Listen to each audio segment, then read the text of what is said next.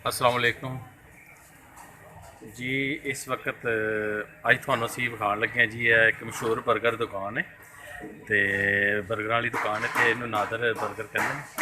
पहले भी मैं एक वीडियो इन्हों की चाढ़ी है लेकिन अज इन्हों का थानू दिखाने लगे जी सब बर्गर चिकन सब बर्गर किस तरह तैयार करते हैं।